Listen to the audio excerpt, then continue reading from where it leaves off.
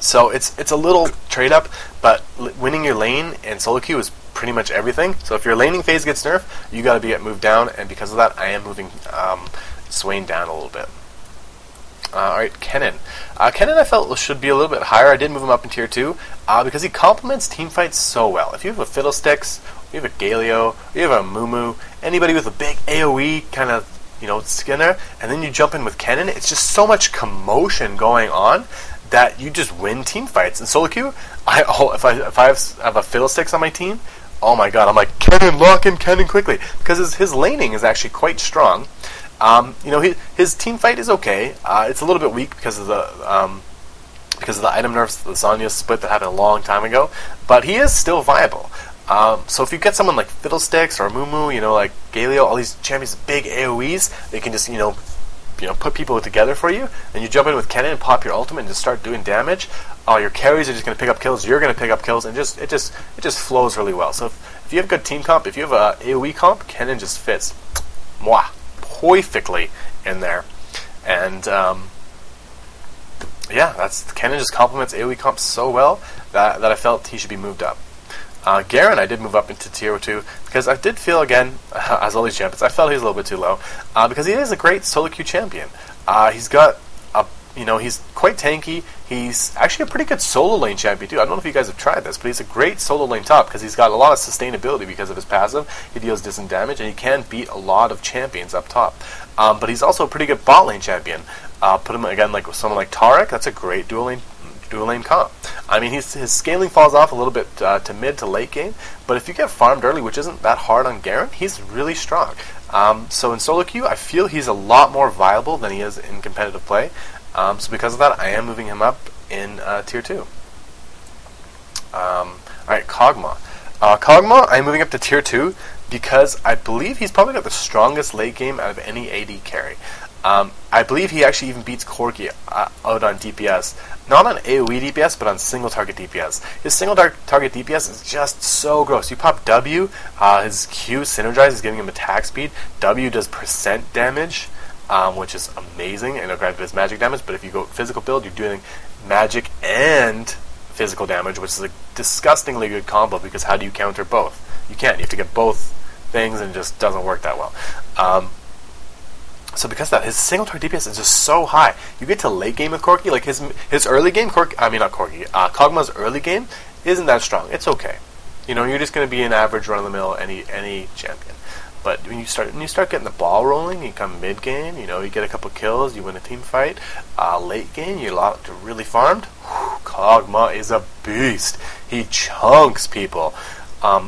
He's just so much damage. You tanks, nobody's safe from Kog'Maw. And that's the beauty of him, and that's why I'm going to move him up in tier 2 in solo queue. He might actually be even tier 1 worthy in solo queue. I'm not sure, but his DPS is just so crazy, and his ability to poke with his ultimate. When you get really farmed, you get a lot of AD. You can actually poke extremely hard with his R. If you get blue buff and you just drop pokes, say you're pushing a tower and you're just like you drop those living artilleries on people, they really chunk. Even squishies, you can almost kill squishies if you land a couple on them. It's amazing. So because of that, I am moving him up, and we're going to move on to Nunu. Nunu, I can't really go into too much detail on this. He got nerfed, and it did hurt him, and he's just not that great anymore. He's still viable, but where he was just like the counter jungle king, he just gank you incredibly strong. They basically, cut those two things down. He's not that amazing at counter jungling anymore, and his ganks aren't as crazy, so I am moving him down to tier 3 in solo queue. He's still viable if you're still good at Nunu, if you still like Nunu, pick him, play him. He's still good, but he's not anywhere near how great he was before, is all it was. Nasus, I am moving down to tier 4 from tier 3. You guys, don't freak out. If you read my tier 4 description, it basically says these champions require a lot more skill and a lot more farm to be played viably, and that's all it is. Nasus does need to farm a lot. You can't deny it. If you're a Nasus player, you need to farm. You need to farm up your Q, you need to get that shit high, you need to hit people hard. So Nasus needs to farm. The thing is though, his laning isn't that great.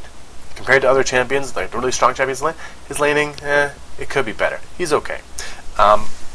And he just needs a lot of farm. And then when you hit that farm, though, it's like, hallelujah! You press ultimate, and you're big, you're glowing, you're just doing AoE damage, and he's really great, right? But it does take a long time to get there, and you need to be pretty good with Nasus. You need to be a Nasus player to be able to play Nasus pretty well.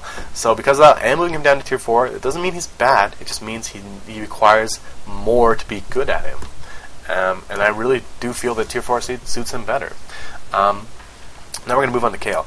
Kayle, pretty much the same thing as Nasus. Since her remake, I feel that she needs a lot more farm to be viable. Like, she's okay. She's more like a, if you read her remake, she's more like an attack speed hybrid champion now. And I don't feel it flows as well as the old Kayle. And I feel that, that she's just not as, she just doesn't, I don't know, I'm not a fan of the remake, and I don't think anyone's really that big of a fan of the remake. She's okay. Again, I just feel that she takes a lot more skill and a lot more farm to play well.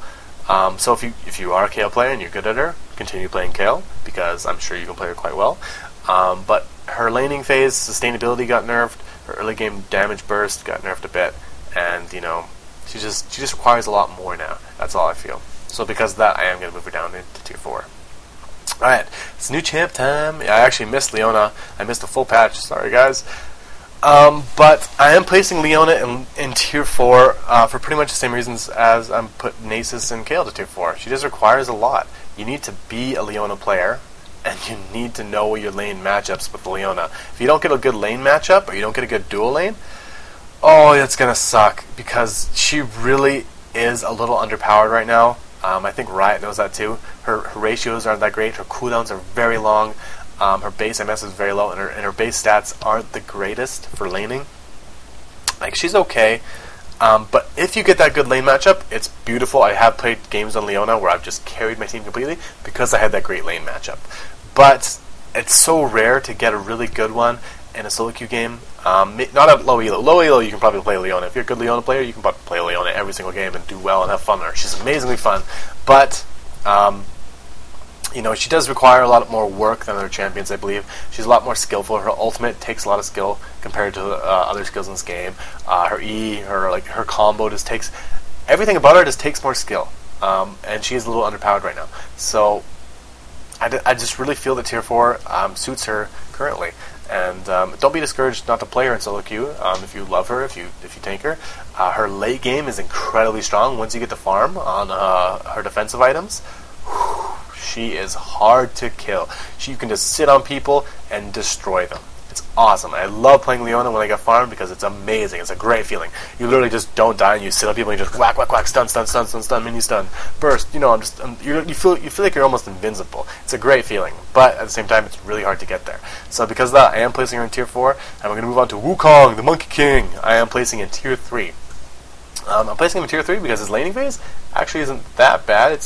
You can beat a lot of champions with Wukong if you know how to play him, and his team fight isn't that bad. Your ultimate is you use it more for more utility instead of just trying to DPS people. So use it when you need to knock people up, opposed to just like going in like Rambo. Oh, I'm gonna spin on people and do so much damage. No, don't use it like that. Use it when if someone's in trouble, you need to knock someone up or CC someone in that kind of scenario, because it doesn't deal a crazy amount of damage. So I feel tier 3 is quite good for him because he doesn't need a ton of farm, but he isn't crazy OP or really that great. He's just an average champion. You throw him in the lane, he does okay. He might do good for your team, he might not. So because